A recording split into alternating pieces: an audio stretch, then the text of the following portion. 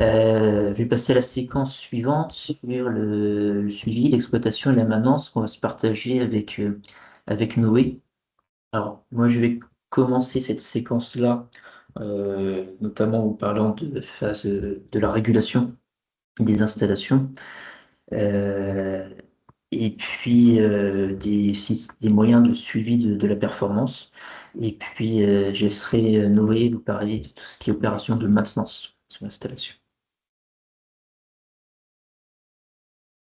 Au niveau du fonctionnement d'une installation de géothermie, il faut de l'exploitation. Pour bien l'exploiter, il faut déjà comprendre son fonctionnement. Vous avez plusieurs types de fonctionnement. Soit vous avez des installations qu'on va appeler monovalentes, c'est-à-dire que la pompe à chaleur géothermique fonctionne seule, quels que soient les besoins, les appels de puissance. Il n'y aura pas de système d'appoint, de relève dans l'installation de géothermie. Là, on est sur des systèmes monovalents. Puis vous avez des systèmes qu'on va appeler bivalents. Bivalent, ça veut dire deux sources d'énergie. Vous aurez la pompe à chaleur géothermique et puis une autre source de chaleur qui pourrait être une chaudière, par exemple, qui sera utilisée en relève. Là, vous allez avoir différents modes de fonctionnement. Quand on a des systèmes bivalents, vous pouvez avoir des systèmes bivalents alternatifs. Dans ce cas-là, comment ça se passe? Quand vous avez des températures qui sont douces, c'est-à-dire la pompe à chaleur est capable de fonctionner toute seule sans avoir recours à la chaudière. Et puis, quand la température extérieure va descendre, on va avoir besoin de plus de puissance. La pompe à chaleur n'a pas forcément été dimensionnée pour pouvoir répondre à ces appels de puissance et à un moment donné, elle sera plus capable de, de répondre à ces appels de puissance. Du coup, on arrête la pompe à chaleur géothermique et on passe l'utilisation de la relève qui va prendre le relais du coup dans les cas de température extrêmement froide. Donc ça, c'est une possibilité, mais c'est pas forcément optimisé parce qu'on peut se dire, oui, quand on arrête, quand la pompe à chaleur n'est pas capable de, de générer toute la puissance, on pourrait quand même l'utiliser, mais utiliser une chaudière juste en appoint. Là, on va être dans des systèmes bivalents parallèles, c'est-à-dire qu'en dessous de la température, d'une certaine température qu'on va appeler température de bivalence, on va continuer à utiliser la pompe à chaleur géothermique, mais qui ne sera pas capable à elle seule de générer toute la puissance. Et on utilisera une chaudière euh, pour venir compléter, apporter cette puissance complémentaire. Puis il y a un troisième cas de figure, hein, qu'on va appeler bivalent partiellement parallèle. Là, vous aurez trois situations.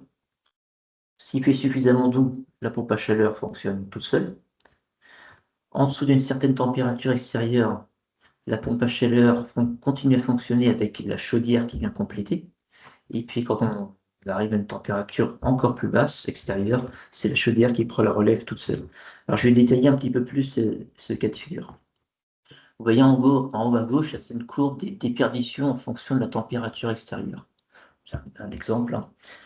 Plus la température extérieure est basse, c'est-à-dire sur la gauche de la courbe, ce qu'on voit sur l'axe des abscisses, plus on a besoin de puissance. Euh, donc sur la courbe des ordonnées pour pouvoir couvrir, hein, les déperditions. Donc on voit qu'ici, jusqu'à la BP, donc c'est le point de bivalence, c'est entre 20 degrés, puis là, cet exemple-là, il est terminé à 3 degrés. La pompe à chaleur est capable de fonctionner toute seule. Là, on atteint la limite de puissance de la pompe à chaleur. Si on est par exemple à 0 degré, là, je vais avoir besoin de j'ai plus de déperdition que la puissance max de ma pompe à chaleur, donc j'ai besoin de compléter avec la relève. Puis là, on voit encore en dessous de moins 7 degrés, j'arrête carrément la pompe à chaleur. Alors ça peut être pour une raison, par exemple, parce que la température du réseau dans les radiateurs, on va avoir besoin d'une température plus élevée. Et si par exemple ma pompe à chaleur est capable de fonctionner à maximum 50 degrés, de générer 50 degrés, et que la température de mes réseaux est supérieure à 50 degrés, retour radiateur. Du coup, ma pompe à chaleur ne sert plus à rien. Là, je dois l'arrêter et passer directement sur la relève. Donc, ce point de bivalence, souvent, il faut le régler au niveau des pompes à chaleur. Et c'est important de bien le régler. Parce que si je le règle trop, alors là, dans l'exemple là, il est réglé à 3 degrés. Et si je le règle, par exemple, à 7 degrés, ça veut dire qu'à partir de 7 degrés extérieurs, je vais mettre en route ma relève alors que j'en aurais pas besoin, quoi. Du coup, je vais consommer de l'énergie complémentaire, je vais perdre en performance. Si c'est l'inverse, là, je le règle à moins 5 degrés. Le problème, c'est que là, s'il fait 0 degré, je vais pas mettre en route ma relève et je vais avoir froid dans le bâtiment. Donc, il faut apprendre à bien le régler. Souvent, c'est au moment de la période de garantie parfait achèvement. Sur la première année, on va pouvoir faire ces réglages pour avoir vraiment le bon réglage de la température de, de bivalence.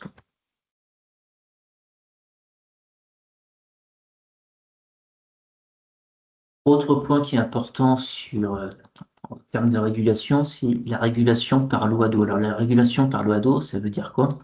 C'est-à-dire que dans vos émetteurs de chaleur, que ce soit des radiateurs, un plancher chauffant, des ventiloconvecteurs, en fait, la température de l'eau qui va circuler à l'intérieur va générer une certaine puissance de chaleur dans le bâtiment. Plus la température moyenne dans votre émetteur est élevée, plus, euh, plus votre puissance d'émission de chaleur dans le bâtiment va être importante. Euh, Ce qui se passe au niveau d'une pompe à chaleur, c'est que quand on augmente la température en sortie de la pompe à chaleur, au niveau du condenseur, on va baisser en performance au niveau de la pompe à chaleur. Ça, c'est vrai sur de l'aérothermie, c'est vrai sur de la géothermie, c'est lié à toutes les pompes à chaleur.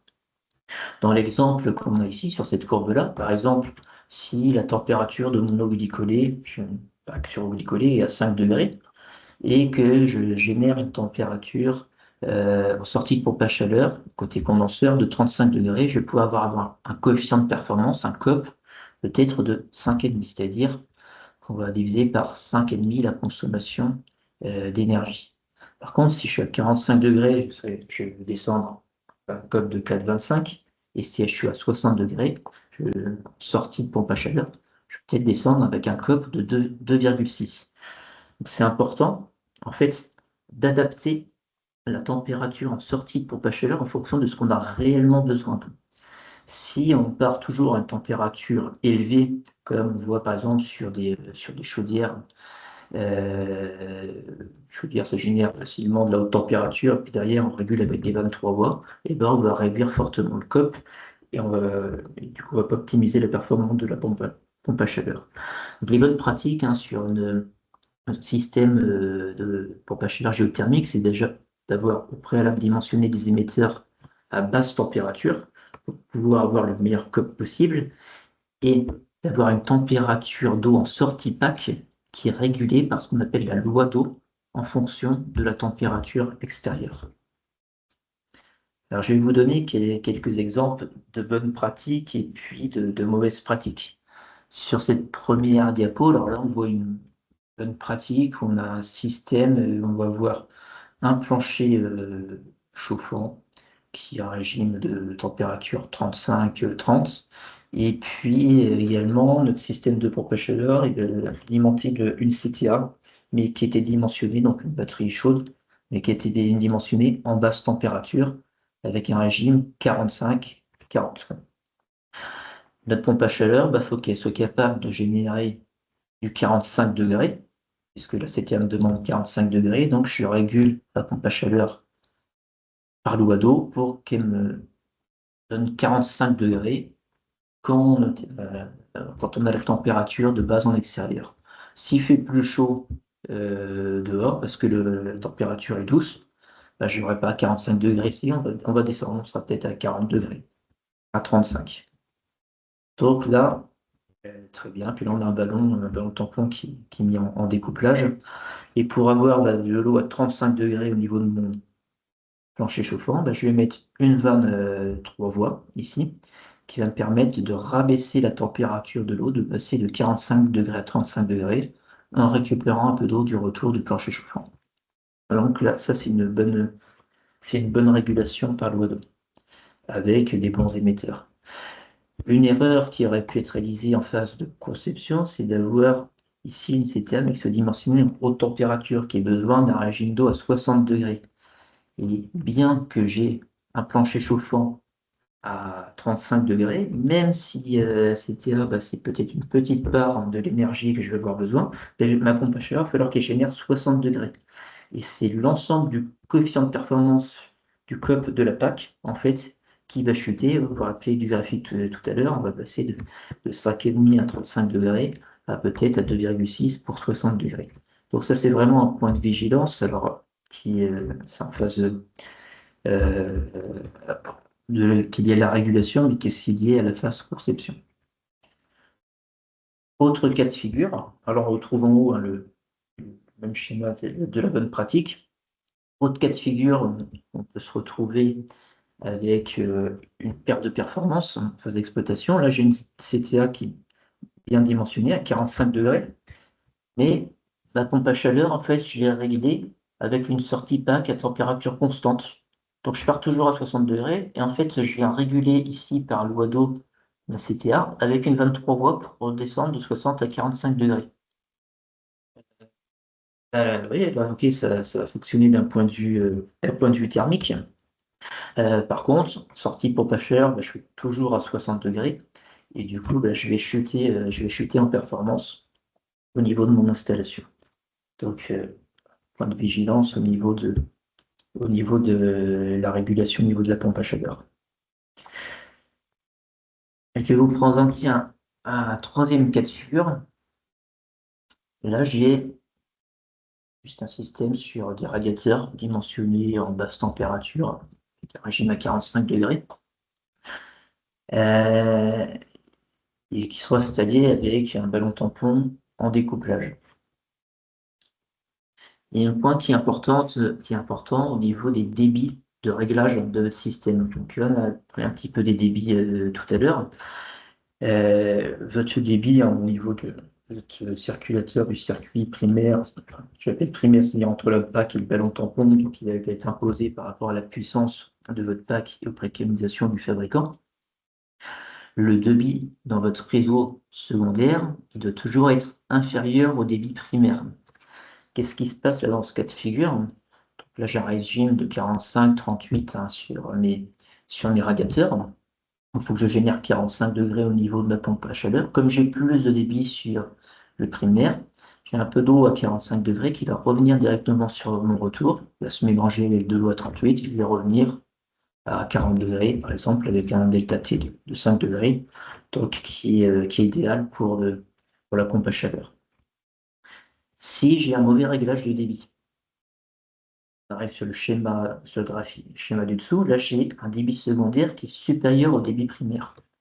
J'ai besoin d'un régime de 45-38. Comme j'ai plus de débit à droite que à gauche, qu'est-ce qui se passe ici? En fait, je vais fonctionner en mélange au niveau de mon ballon tampon et je vais récupérer de l'eau qui vient de mon retour radiateur qui va revenir directement vers mon circuit primaire et je vais réduire la température au niveau de mon départ radiateur. Parce que je vais manger de l'eau à 38 degrés avec de l'eau qui va venir de ma pompe à chaleur. Et pour avoir 45 degrés ici, je vais obligé d'augmenter en fait la température au niveau du départ de ma pompe à chaleur, par exemple ici à 60 degrés. Du coup, la conséquence directe, c'est que je vais faire chuter le coefficient de performance de, de ma pompe à chaleur. Alors, vous voyez ici comment des défauts de réglage au niveau de la régulation, des défauts de réglage au niveau des débits, aussitôt, ça peut provoquer une perte de performance au niveau de votre système. Bon, point de vue confort, les usagers restent satisfaits. Par contre, il y a des pertes au niveau de la performance. Je vais revenir sur un point. Alors, Johan en a déjà parlé un petit peu tout à l'heure, c'est au niveau de la régulation de la pompe immergée en cas de pompe à chaleur sur nappe, au niveau d'un doublé, un géothermie. Alors, ce qu'il faut se rappeler, hein, c'est que votre pompe, déjà, la pompe qui est installée dans le barrage de puisage, c'est toujours une pompe immergée, hein, et pas de pompe de surface. Sinon, il reste du désamorçage, et puis au-delà de 7 mètres, de toute façon, vous n'arriverez jamais à puiser l'eau. Et il faut se rappeler que le débit aussi de la pompe émergée, il sera proportionnel à la puissance prélevée du sous-sol. Un mètre cube d'eau, c'est égal à 1 tonne d'eau. Votre pompe va falloir qu'elle ramène à la surface toute cette quantité d'eau. Si vous avez besoin, par exemple, de 10 mètres cubes heure, ça veut dire que toutes les heures, il faut remonter 10 tonnes d'eau jusqu'à la surface. Et tout ça, bah, c'est une énergie qu'on va consommer. C'est pour ça que c'est important d'avoir une bonne régulation de cette pompe immergée, sinon bah, on peut avoir des consommations qui deviennent très importantes. Et même si l'eau est très basse et qu'on a besoin de puissance de pompe à chaleur faible, parfois on peut avoir une consommation de la pompe immergée qui peut dépasser la consommation de la pompe à chaleur. Euh, j'ai fait un petit exemple qu'on retrouve ici. Là, on avait un niveau statique de l'eau, le forage qui était à 30 mètres. Donc, il y avait un hauteur de 30 mètres entre ma nappe et puis ma pompe à chaleur. Il faut relever l'eau à 30 mètres. Je prélevais l'eau à 15 degrés. Là, j'ai injecte à 10 degrés. J'avais une pompe à chaleur de 100 kW avec un bon COP de 5 sur nappe. Donc, très bien. Une pompe immergée à 2 kW. Si ma pompe n'est pas asservie, qu'est-ce qui va se passer? Pour être sur le petite case orange que vous voyez ici, alors, votre pompe à chaleur, j'ai besoin de 150 MWh par an, 1500 heures de fonctionnement, de production d'énergie. Comme j'ai un COP de 5, ça me fait une consommation annuelle de 30 MWh au niveau de la pompe à chaleur. Si ma pompe immergée reste en fonctionnement sur toute la saison de chauffe, sur plus de 5500 heures, et ben, je vais avoir une consommation de ma pompe de plus de 11 MWh. Ça va me donner un facteur de performance saisonnier, ce qu'on appelle le SPF, qui est de 3,6. C'est-à-dire qu'on va produire 3,6 fois plus d'énergie que ce qu'on va consommer. Si, à contrario, j'asservis ma pompe à chaleur, ma pompe immergée, pardon, au fonctionnement de ma pompe à chaleur, ben, je ne vais pas tourner pendant 5500 heures, mais pendant 1500 heures. Et au lieu de consommer 11 MWh, je vais consommer 3 MWh. Et du coup, là, mon facteur de performance saisonnier, il va passer à plus de 4,5. Donc, ça impacte directement vraiment sur la performance du système, sur la consommation d'énergie, du coup, bah, sur la rentabilité de l'installation de géothermie. Ce qui va être important, toutes ces performances, ces consommations d'énergie, ces productions d'énergie, ben, il faut pouvoir les contrôler en phase d'exploitation. Et pour ça, on va avoir besoin de compteurs d'énergie, c'est-à-dire de compteurs thermiques à la fois sur la partie production, sortie pompage chaleur, et puis au niveau de la source froide, des compteurs, on est pour ça connaître les calories qui sont récupérées du sous-sol. Puis vous allez avoir aussi besoin de compteurs électriques pour pouvoir mesurer en fait ce que consomme votre pompe à chaleur, ce que consomme l'éventuel appoint électrique, ou la relève, dans ce cas-là, ce sera un compteur thermique, et puis vos auxiliaires, notamment votre pompe de forage. Pour rappel, le suivi des performances est obligatoire pour l'octroi des aides du fonds chaleur. Il y a une partie des aides du fonds chaleur qui est donnée au bout d'un an, au bout de 2 ans, sous condition de respecter certaines performances au niveau de l'installation. Si vous n'avez pas les compteurs ou s'ils ont été mal positionnés, manquants, mal installés, ben, la conséquence directe, ben, c'est que les relevés sont impossibles. On ne détecte pas les surconsommations éventuelles. On risque de ne pas obtenir aussi le solde des aides du four chaleur. Et puis, ben, il y a des risques de dysfonctionnement d'installation qui ne soient pas correctement repérés. Donc, ce qui est très important, c'est vraiment d'intégrer le monitoring dans le DCE avec les compteurs et l'emplacement des compteurs, d'être vraiment très précis là-dessus dans les cahiers des charges. Et puis, bah, s'ils n'ont pas été installés, bah, d'ajouter les compteurs manquants. Mais c'est toujours un petit peu énervant pour les maîtres d'ouvrage. On vient rajouter parfois quelques milliers d'euros suite à l'installation parce que ça n'a pas été prévu au départ. Donc, vraiment mieux le prévoir au niveau du DCE. Euh, Prenez aussi au niveau des bonnes pratiques. Donc, en phase d'exploitation, ces compteurs, bah, c'est bien de les avoir. C'est mieux de les relever. Donc, il faut avoir des fiches pour relever justement tous ces compteurs et pouvoir recalculer en fait la performance de l'installation tous les mois. tous les mois, il faut être en mesure de, de se dire, est-ce que j'ai consommé correctement, est-ce que j'ai produit correctement? S'il y a une dérive, ok, ça peut arriver qu'il y ait une dérive de l'installation, il faut la repérer aussitôt et pas se rendre compte au bout d'un an, 2 ans, on a tourné sur la pointe, dire, ah bah mince, j'ai multiplié par 3 ma consommation d'énergie. Donc il faut pouvoir s'en rendre compte vraiment très rapidement. Alors ça peut être réalisé par le maître d'ouvrage, il faut se former pour ça, pour bien comprendre son installation. Puis ça peut être réalisé par des exploitants. Et du coup, il faut bien le préciser au niveau des contrats d'exploitation que ce relevé de performance, lui demander, c'est pas uniquement des opérations de maintenance, mais également qu'on lui impose de garantir certaines performances sur l'installation. Je vais maintenant passer la main à Noé, qui va prendre la suite pour vous expliquer la maintenance des ouvrages. Oui, merci beaucoup Edouard, merci pour cette chouette présentation. Il y a un lien très fin en plus avec le suivi des performances et la maintenance, puisqu'en fait on se rend compte que c'est grâce à la maintenance qu'on arrive à avoir des performances qui restent stables tout au long de la durée de vie de l'installation. Au vu de l'heure qui file, je vais être assez synthétique et je vais faire assez rapide. Moi, je vais vous présenter un peu les bonnes pratiques et les défauts qu'on peut rencontrer du coup dans le cas d'une maintenance qui n'est pas réalisée correctement sur l'installation. Et je vais découper la partie en deux grandes parties.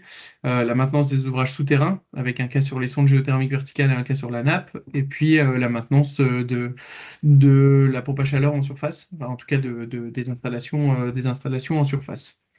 Donc si on prend le cas des sondes géothermiques verticales,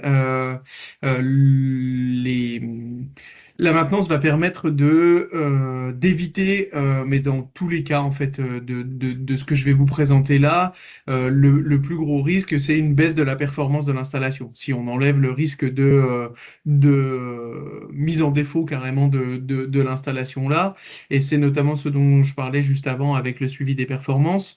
En fait, entretenir correctement ces installations permet d'éviter d'avoir une surconsommation électrique, ce qui est quand même très dommageable pour une installation qui, normalement, si elle est bien conçue, bien réalisée, comme vous avez pu le comprendre juste avant, et bien maintenue, va avoir des performances importantes qui permettront justement de garder cet intérêt économique, notamment sur l'installation. Donc les défauts les plus courants qu'on va pouvoir rencontrer sur le cas des sondes géothermiques, c'est une perte de pression déjà dans le circuit de sonde qui généralement peut être liée à des fuites du fluide caloporteur ou à une présence d'air ou de gaz directement dans le circuit des sondes géothermiques. Comme on en a un peu discuté juste avant, des problématiques liées également à la vitesse de circulation dans la sonde. Je rappelle que une sonde géothermique, c'est ni plus ni moins qu'un échangeur thermique, donc qui va échanger des calories avec le sous-sol, qui va prélever des calories dans le sous-sol quand on est en cas de chauffage et qui va réinjecter ces calories dans le sous-sol quand on est en cas de rafraîchissement. Une mauvaise maintenance des ouvrages souterrains en sonde géothermique peut entraîner également une dérive thermique du sous-sol qui peut avoir un impact tout au long de la vie de l'installation. On l'a dit et répété, les sondes géothermiques, c'est minimum 50 ans de durée de vie. Donc si vous avez une dérive thermique du sous-sol et que vous dégradez les performances de votre sous-sol, en gros, le sous-sol n'est plus en capacité de se recharger comme c'était prévu, par soit un sous-dimensionnement, par un mauvais entretien, par plein de choses dont on a déjà parlé, ça va fausser la durée de vie de votre installation. Et puis, dans certains cas aussi, on peut se rendre compte, si on n'effectue pas une maintenance correcte, d'une dégradation du fluide caloporteur. Donc, le fluide qu'on va retrouver dans les sondes géothermiques verticales, c'est généralement de l'eau additionnée de glycol pour les problématiques de gel. Ça peut également être de l'eau claire dans des cas beaucoup plus rares. Mais le glycol est un élément qui peut se dégrader. Donc, il faut faire très attention. Et donc, tous ces défauts-là peuvent amener également à une dégradation du champ de sonde, à un risque de gel de la sonde, qui peut également dégrader la sonde, et amener jusqu'à une mise en défaut de la pompe à chaleur lorsqu'on va prélever trop de calories dans le sous-sol, on va abaisser le niveau de température et il y a un moment où on va sortir du spectre de la température admissible par la pompe à chaleur qui va derrière se mettre en défaut. Donc quand on fait face à ces désordres-là, il y a pas mal de possibilités. La première chose, c'est si on se rend compte qu'on a une perte de pression dans le circuit et qu'on perd du fluide caloporteur, bah, c'est tout bête, mais c'est déjà dans un premier temps de localiser la fuite et de la réparer. Avant de remettre en pression l'installation. Et pour éviter, lors de la remise en pression, ou juste après en tout cas, de l'installation de sondes géothermiques verticales, pour éviter qu'on ait une nouvelle perte de pression ou un dysfonctionnement de la circulation du fluide, il faut effectuer un purgeage correct de l'installation pour éliminer toute présence d'air dans le circuit de sonde. Lorsqu'on met en fonctionnement un champ de sonde, donc on va avoir plusieurs sondes géothermiques verticales qui vont être raccordées ensemble pour alimenter la pompe à chaleur, il faut être très vigilant rééquilibrage, à l'équilibrage en tout cas de chaque sonde euh, géothermique. Et cet équilibrage-là se fait via des vannes d'équilibrage directement au niveau des collecteurs. Donc ce que vous pouvez en fait voir un peu sur l'image là, ce sont deux collecteurs qui vont ramener toutes les sondes géothermiques verticales directement au collecteur, les lier entre elles pour ensuite amener un seul circuit d'aller et de retour directement au local technique où se trouve la pompe à chaleur. Il est important également de contrôler le fluide, son fluide caloporteur. Le contrôle est très simple via un réfractomètre. Ça, c'est à faire tous les ans lors de la maintenance. Et de vidanger et remplacer le fluide lorsque c'est nécessaire. Donc lorsque le fluide, notamment le glycol, a perdu ses propriétés, on considère que c'est à peu près tous les 10 ans que cette opération est à effectuer. Et bien sûr, comme l'a précisé Edouard juste avant, ajuster correctement la régulation en fonction du fonctionnement de votre système et de ce qui est envisagé, de ce qui est prévu en phase conception lors des études pour la partie sous-sol.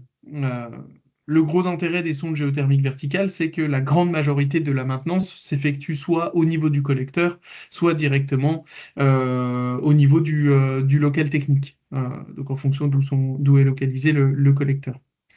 Bah, les bonnes pratiques, hein, elles ont déjà été citées lors de ce webinaire. Ça commence par la phase de conception avec un dimensionnement au plus juste des sondes et un choix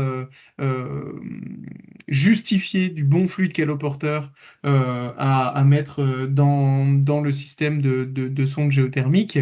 Et en phase travaux, eh ben, c'est tout simplement d'effectuer un travail soigneux, ce qui est quand même un bon, un bon indicateur de réussite qui est très encouragé, c'est simplement de faire le travail de la manière la plus soignée possible, avec effectuer les tests de manière la plus pertinente possible, et puis effectuer les rinçages d'installation, les vérifications et tout ce qui va avec.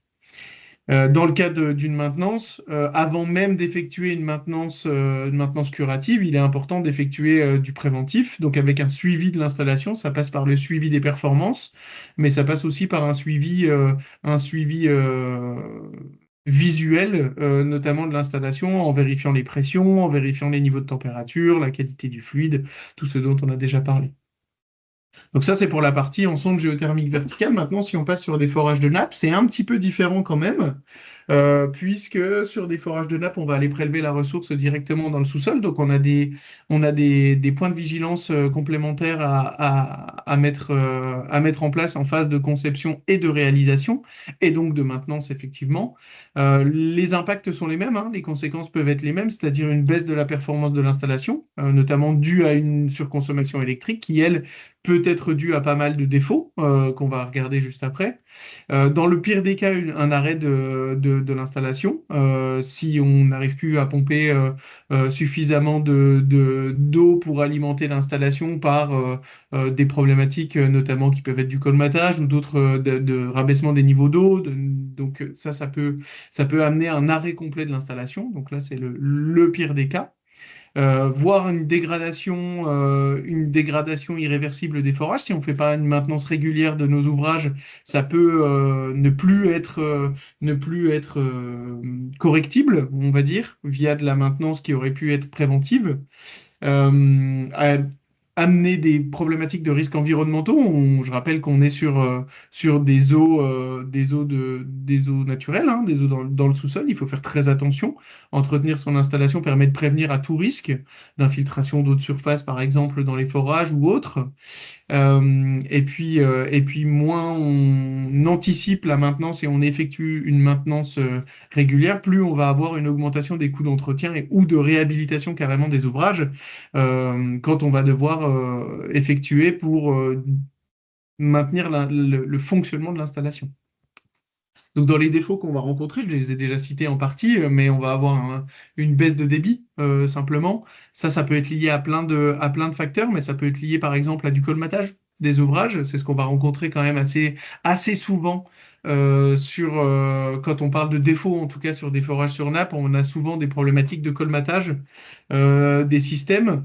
On peut aussi avoir des problématiques d'entrée de sable ou de particules qui vont nous encrasser soit l'échangeur intermédiaire, soit les filtres qui vont être en sortie des ouvrages.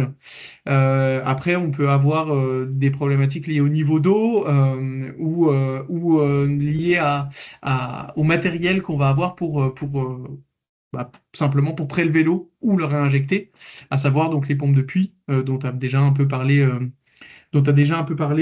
Édouard juste avant. Donc, dans le cas de ces désordres-là, on a plusieurs choses à mettre en œuvre, ou même en anticipation de ces désordres.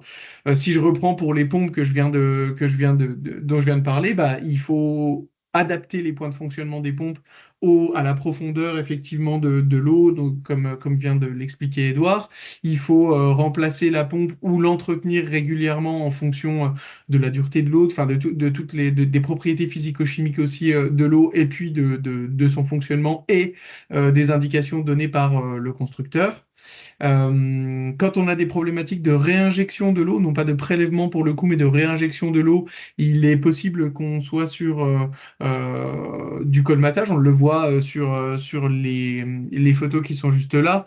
Sur les photos du bas, à droite, c'est le forage il vient tout juste d'être installé, et à gauche, c'est lorsque on n'a pas effectué une maintenance correcte, on se rend compte que la crépine est très colmatée, et donc il va falloir réhabiliter les ouvrages. Et pour ce faire, il y a différentes techniques en fonction du type de colmatage qu'on va trouver.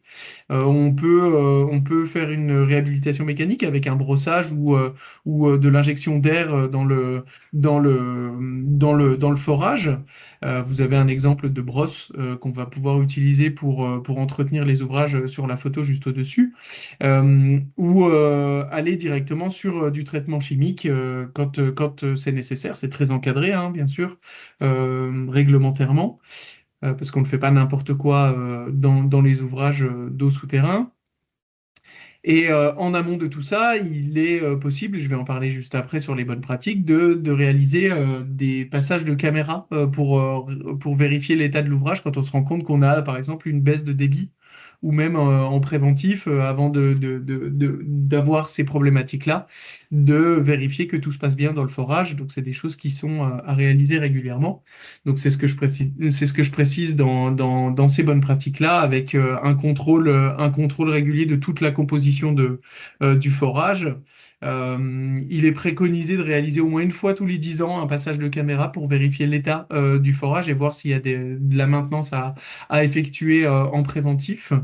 Euh, Sur les équipements à proprement parler, bah, il y a une vérification simplement visuelle de l'état des forages, et notamment du coup de ce qu'on peut voir à l'œil nu, à savoir la tête de puits et le regard. Vérifier que tout fonctionne bien, tout est encore étanche, qu'il n'y ait pas de fuite au sein du regard et que la tête de puits est de la tête de puits.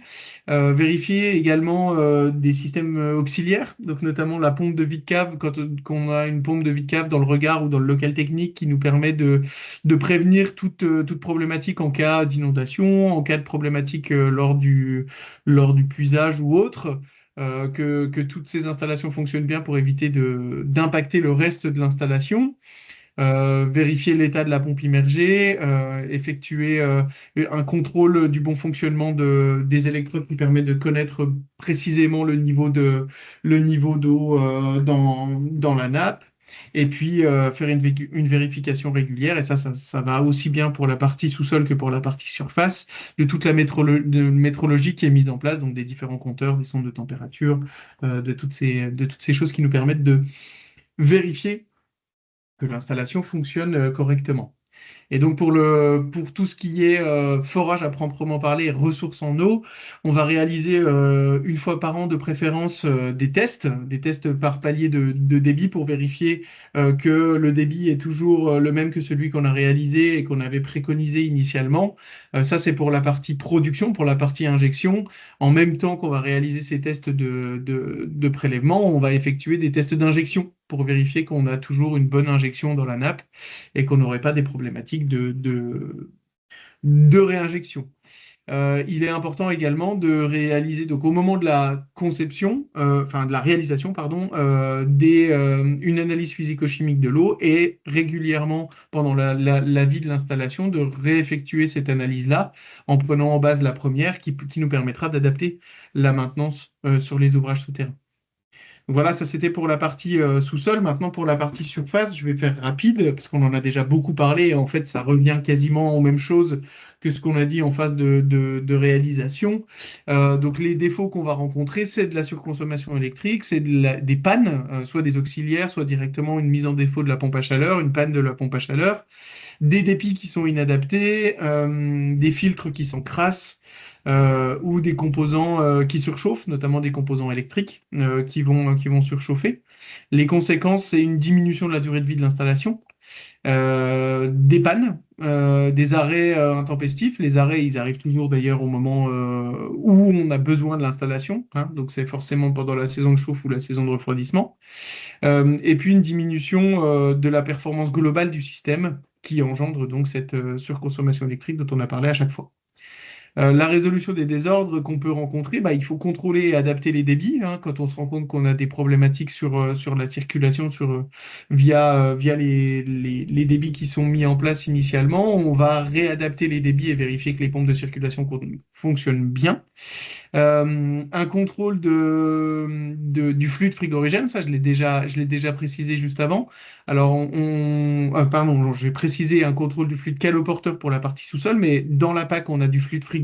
Il faut contrôler la pression du fluide et la quantité de fluide frigo et vérifier si on se rend compte que la pression ou la quantité a diminué, c'est qu'il doit y avoir une fuite. Donc, faire une recherche de fuite et réparer le matériel. Pour les problématiques de surchauffe, de connexion électrique ou de défaut, ou éviter tout arc ou des choses comme ça, arc électrique, on va resserrer toutes les connexions électriques. L'adaptation de la loi d'eau, donc ça, on en a déjà discuté en phase réalisation. Et puis vérifier la cohérence globale des différentes données qu'on a sur les systèmes de métrologie. Et pour finir sur la maintenance des installations, les bonnes pratiques sur la partie surface, bah, c'est en amont de la pompe à chaleur, ça va être de vérifier et de nettoyer les systèmes de filtration pour éviter vérifier le bac à bout, vider le bac à bout, les différents filtres, vérifier l'encrassement des échangeurs, ces composantes qui peuvent diminuer les performances de l'installation. Faire une vérification mensuelle, mais c'est ce qu'a précisé Edouard, de toutes les performances de l'installation. Pour la pompe à chaleur, il faut savoir qu'il y a une réglementation qui impose À partir de 4 kilowatts et notamment jusqu'à 70 kilowatts, une vérification obligatoire, une maintenance obligatoire de la PAC tous les 2 ans. Et plus vous montez en puissance, plus vous allez avoir une quantité de fluide frigorigène dans la pompe à chaleur importante, plus vous allez avoir une vérification à minima récurrente de ces installations. Ça, vous pouvez tout trouver sur la réglementation F-Gaz. C'est elle qui donne les données par rapport à ça. Alors, la première chose à effectuer en termes de maintenance sur la partie pompe à chaleur, ça va être simplement d'être vigilant et observateur. Donc, quand on entre dans le local technique, on va regarder un peu les différents composants et on va écouter aussi s'il y a des bruits qui sont inhabituels. Ça, c'est des points qui sont quand même très importants. Euh, Ensuite, on va vérifier le fonctionnement des différents voyants, des dispositifs de sécurité, les niveaux d'huile, les niveaux de pression de fonctionnement, les intensités de démarrage, les intensités nominales, la charge de fluide frigorigène, les pressions, tous les réglages qui peuvent être donc réglage du détendeur, réglage de sécurité, et puis tout l'état des connexions électriques. Et une installation donc de géothermie n'est pas composée que du sous-sol et de la pompe à chaleur. Il y a aussi tous les auxiliaires dont on a déjà pu discuter. Donc il y a un contrôle de ces auxiliaires-là, de l'étanchéité de ces auxiliaires. Si on voit qu'il y a des fuites, qu'il y a des coulures, il faut vérifier pourquoi. Vérifier les différentes vannes, les 23 voies, les vannes de maintien en pression, tous les systèmes de sécurité également. Euh, et puis, bien sûr, faire attention aux préconisations de l'exploitant en fonction des différentes marques, des différents modèles que vous allez installer. Sur tous ces systèmes-là. J'ai oublié des choses certainement, mais globalement, on est sur l'ensemble des vérifications à effectuer. Et bien sûr, durant toute la vie de l'installation, c'est extrêmement important. Toutes ces installations doivent avoir un entretien qui est effectué par un exploitant qui est qualifié et qui fait donc l'objet d'un suivi avec le rapport, le carnet de chaufferie, des photos lorsqu'il y a des modifications, des choses comme ça. Donc tout ce qui a déjà pu être mentionné auparavant.